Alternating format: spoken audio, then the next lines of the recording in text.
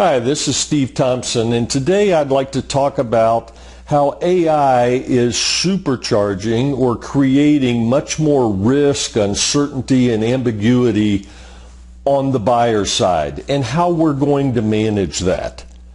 Now, they're going to go out, they're going to research you, your company, etc., and they're getting volumes of information about you, about competition, and they're overwhelmed by the amount of information that they get.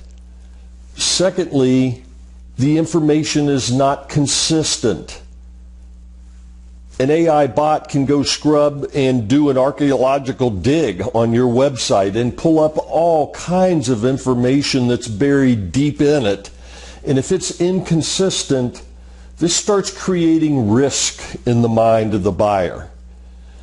But perhaps the most telling statistic is 61% of the time they find that the research information that they get about a company is going to be contradicted when they first sit down with a sales rep. And that, in their minds, starts creating even more risk and uncertainty.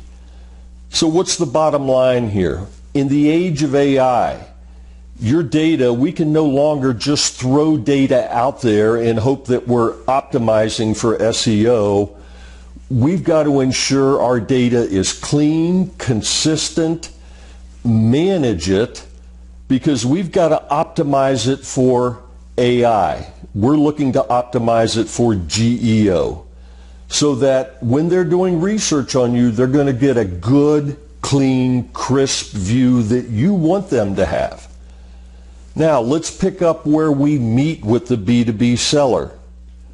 Today, there are 5 to 16 stakeholders involved in any complex B2B deal.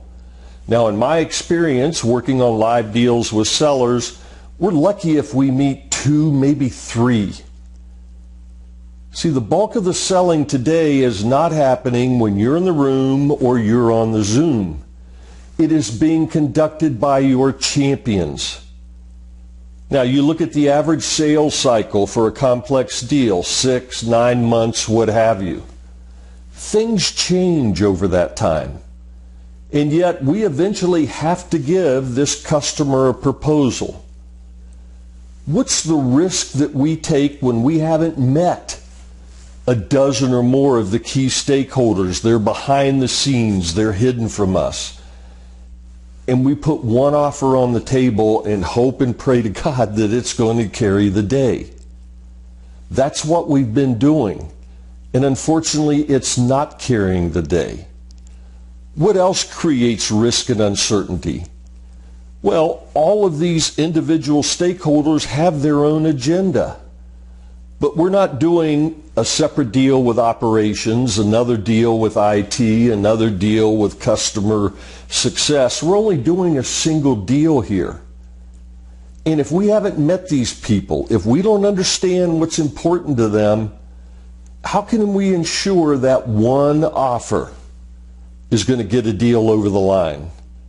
Now, I get pushback on this concept from a lot of sales reps who claim, wait a minute, we're the experts. We're supposed to know exactly what the answer is. And my response is, well, that's great. You must be good at reading minds, because you're not meeting these people. You don't know what they're talking about when you're not in the room. What else creates risk? See, customers always have an alternative to you. It could be a competitor. It could be do nothing.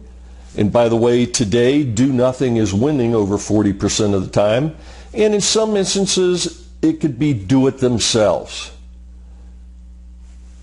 You don't really understand their perception of that alternative, whether it's a competitor, do nothing, etc. Yet that's what you're competing against. So what I'm going to offer up in this session is a different way. And it's something called multiple acceptable options. This is how we're going to manage risk. We're going to manage uncertainty and ambiguity. But what we're really doing is inviting the customer in to help choose what they believe is the best deal for them. And when you present these options, particularly to the critical stakeholders, in my experience, you're going to learn more than you learned an entire 9-month sales cycle just by the way they discuss the options, the pros and the cons. Secondly, you're going to look different than everybody else out there. You're demonstrating that we're flexible. We don't have all the answers, but we're flexible in terms of how we engage with customers, and we sincerely want to ensure the deal is the right deal for you. And now I want you to think about the math. When you put 3 options on the table, it's your option number 1 against your option number 2 against your option number 3. And by the way, I like competing against myself because I usually win against the competition. I mean, what have you done mathematically to increase your odds of winning? And when you invite the customer in to help craft the deal, it's no longer your deal. Once they get aligned, it's their deal.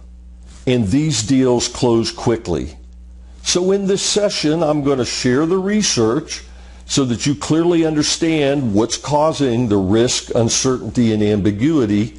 And then I'm going to share how we can use multiple acceptable options to both manage that and get a deal over the line.